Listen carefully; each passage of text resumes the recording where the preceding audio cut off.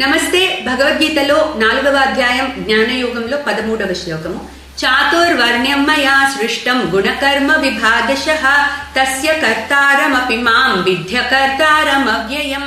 So భగవానుడు తన యొక్క అవతార రహస్యాన్ని చెప్తూ, నేను అజుణ్ణి, శాశ్వతుణ్ణి, అవ్యయుణ్ణి, ఈశ్వరుణ్ణి అయినా కూడా నేను అవతరించి అవసరమైనప్పుడు అవతరించి నేను కర్మలు చేస్తూనే ఉన్నాను. సో నా కర్మలు జన్మలు కూడా దివ్యమైనవి, ఎవరైతే అవి తెలుసుకుంటారో వాళ్ళు నన్ను పొందుతారు అని చెప్పి, చిన్న చిన్న కోరికలు కోరుకునే వాళ్ళు మాత్రం నా మహిమని తెలుసుకోకుండా ఆయా దేవతల్ని అనుసరిస్తున్నారు అని చెప్పారు. సో ఇప్పుడు ఏమంటున్నారు? తస్య కర్తారమపి మాం విద్య కర్తారం అవ్యయం. సో నేను అవ్యయుణ్ణి అయినా కూడా మొత్తము ప్రపంచాన్ని నేను సృష్టించి నడుపుతున్నాను. కర్తని నేనే, కానీ నన్ను అకర్తగా తెలుసుకో అర్జున. అంటే నేను దానికి అంటుకోకుండా నేను చేస్తున్నాను. ఈ ప్రపంచాన్ని నడపడానికి కోసము నేను ఒక వ్యవస్థ సృష్టించాను. అది ఎటువంటి వ్యవస్థ?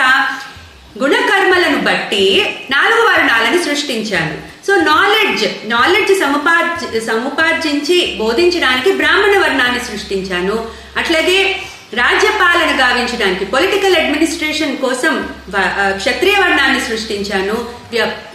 వర్తక వ్యవహారాలు అంటే ట్రేడ్ కోసం వైశ్య వర్ణాన్ని సృష్టించాను. దెన్ స్కిల్డ్ ప్రొఫెషనల్స్ కోసం శూద్ర వర్ణాన్ని సృష్టించాను. సో ఈ విధంగా గుణకర్మల బట్టి 4 వర్ణాలను నా చేత సృష్టింపబడి ఈ ప్రపంచం నడపబడుతోంది అర్జున. సో అయినా కూడా నేను వీటన్నిటికీ కర్తనైనా కూడా నన్ను అకర్తగా తెలుసుకో అని చెప్పి భగవాను అర్జునుడికి బోధిస్తున్నారు. క్లీం కృష్ణాయ నమః.